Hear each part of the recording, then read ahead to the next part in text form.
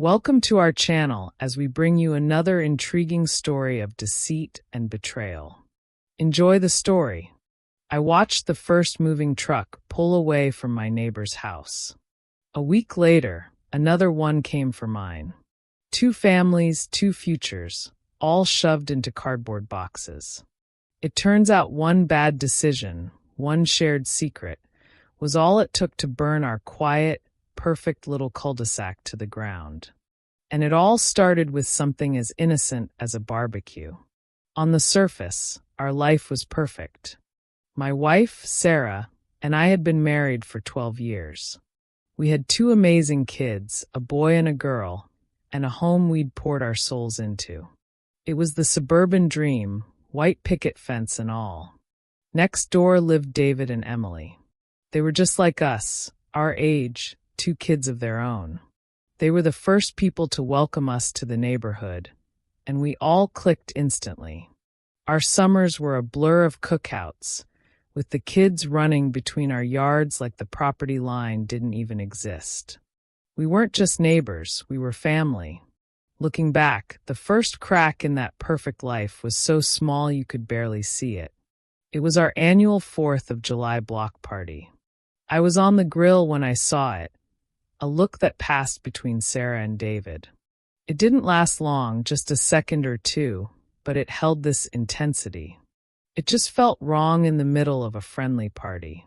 I shook it off, telling myself I was imagining things. But later that night, I noticed Sarah tilting her phone away from me while she was in bed. It was a small thing, so easy to dismiss. But that's where the unease started, and in the weeks that followed, it just kept growing. The signs were all there, hiding in plain sight. At first, it was just little changes in her routine. Sarah always used to complain about David's messy yard, but suddenly, she stopped mentioning it. She started going for these evening jogs, right around the time David usually got home from work. And her phone. It used to be our shared device for looking up recipes or watching videos. Now it was a fortress. Always face down on the counter, always with her, always locked with a new password. My mind started racing. I couldn't stop replaying that look from the barbecue, overanalyzing every late-night text she swore was from her sister. I had this constant, sick knot in my stomach that wouldn't go away. I didn't have a name for it then, but I know now it was betrayal trauma. I just felt like I was going crazy, constantly on edge in my own home. The distance between us turned into a canyon. She'd get irritated so easily, sometimes even hostile, and we stopped being intimate altogether. When I'd try to talk about it, she'd tell me I was being paranoid, that I was the one pushing her away. And for a while, I almost believed her. The moment the whole web of lies came crashing down wasn't some dramatic confession. It was cold and digital. Our family had a shared cloud account to sync photos of the kids. One night, I was looking for a picture from our last vacation when I saw a new album, uploaded automatically from Sarah's phone. It wasn't pictures of our kids. It was screenshots. Dozens of them. Text messages between her and David. Messages filled with secret plans, close calls, and feelings for each other that went back for months. They were living an entire second life, right under our noses. I just went numb.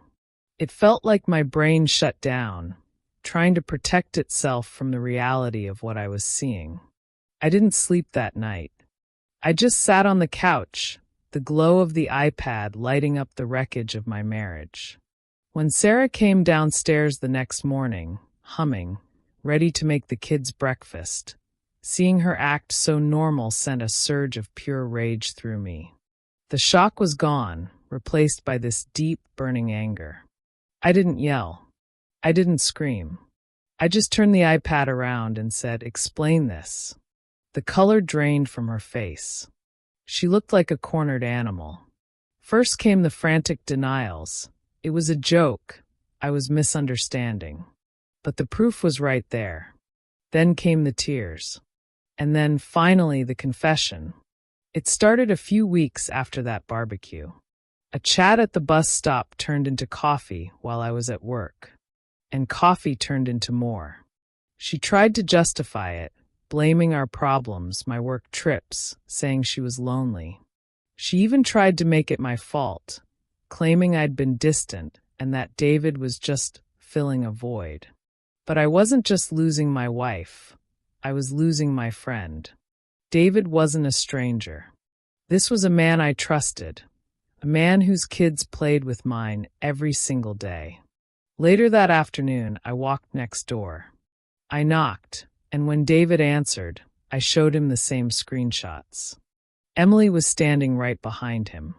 The look on her face was a shattered reflection of my own pain. The secret was out, and it was like a poison, instantly infecting everything it touched.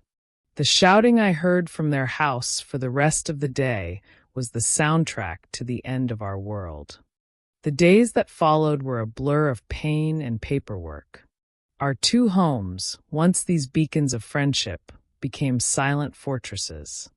We were living in a constant state of anxiety, where every drawn curtain felt like an accusation. The emotional fallout was crushing. I was drowning in grief for the future I thought we had. My self-esteem was shot, and I couldn't stop the obsessive thoughts about the details of what they did. The hardest part was the kids. How do you tell your children they can't play with their best friends next door anymore? How do you shield them from attention so thick you could feel it in the air? Their confusion was a constant, gut-wrenching reminder of the collateral damage. Both our marriages were imploding in real time.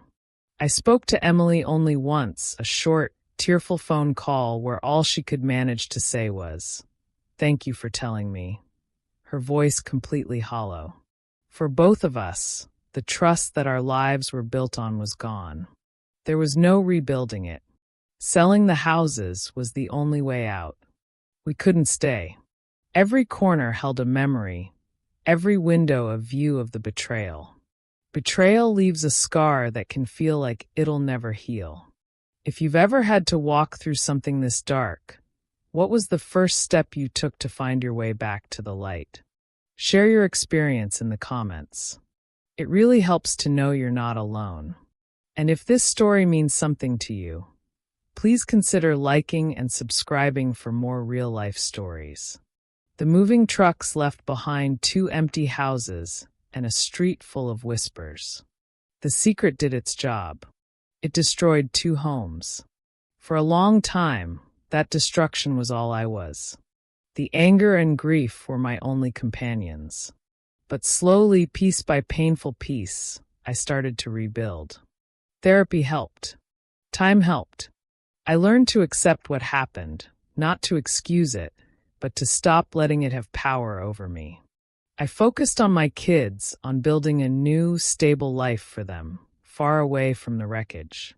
We found a new home, and we started a new chapter. The scars from Sarah's betrayal will probably always be there. That kind of thing changes how you trust people. But I've realized something important. A secret only has power when it's hidden. Once you drag it into the light, you can finally start to deal with it. My marriage is gone. My friendship with David is a bitter memory. But my life isn't over. That one decision destroyed my home, but I refuse to let it destroy me. Thanks again for watching.